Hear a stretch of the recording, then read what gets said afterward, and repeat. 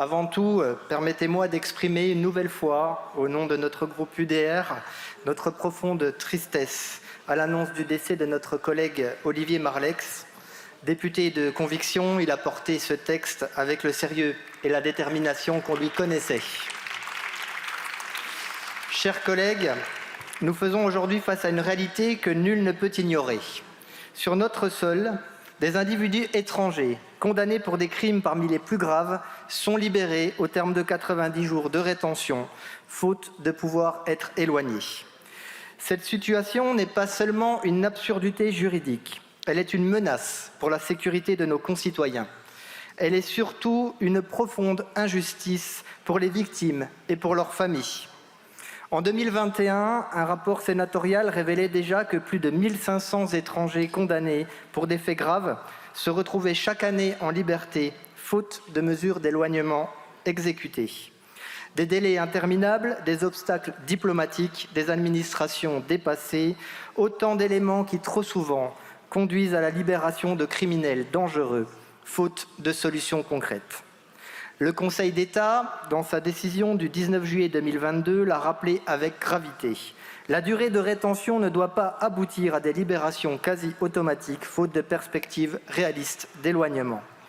Pourtant, face à ces avertissements, trop souvent, l'administration oppose une réponse technique, presque désincarnée. Nous avons respecté les délais. Mais le droit positif, lorsqu'il oublie la sécurité des Français, devient une camisole. Et la sécurité publique ne saurait demeurer une victime collatérale de nos failles juridiques. Le texte que nous allons voter aujourd'hui, mes chers collègues, apporte une réponse indispensable et équilibrée. Il porte à 210 jours la durée maximale de rétention pour les personnes représentant une menace grave. Il confie cette décision au juge, garant de la liberté individuelle et de la proportionnalité des mesures prises. Il cible précisément les crimes concernés, les meurtres, les viols, le proxénétisme, le terrorisme. Et il veille à rester conforme, évidemment, à nos principes fondamentaux. Ce texte est à la fois ferme et respectueux de l'état de droit. Il est guidé par un impératif unique, celui qui doit en principe tous nous rassembler, la protection des Français. Certains préfèrent s'enfermer dans des postures ou des procès d'intention. Nous choisissons la responsabilité, nous choisissons la France.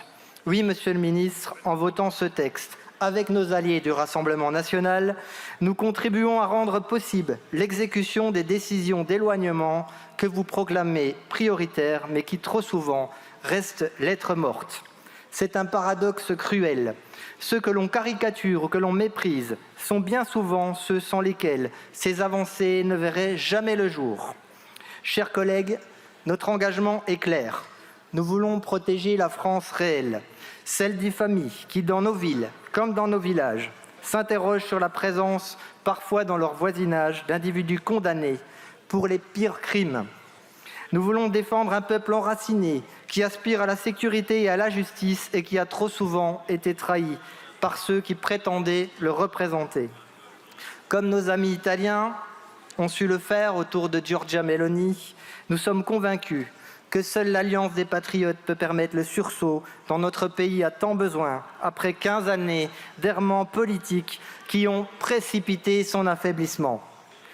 Qu'on le sache, si quelques rares victoires législatives utiles aux Français ont été remportées sous ce mandat, c'est parce que l'Alliance UDR et Rassemblement national a eu le courage de voter les textes nécessaires sans se laisser intimider par les procès en extrémisme ou par le mépris. Nous faisons ce choix une fois encore en votant ce texte. Et nous formons le vœu pieux qu'un jour prochain, j'espère en 2027, cette convergence des forces de bon sens ne soit plus l'exception mais la règle, afin que la France redevienne ce pays sûr, respecté et fidèle à ses principes. Je vous remercie.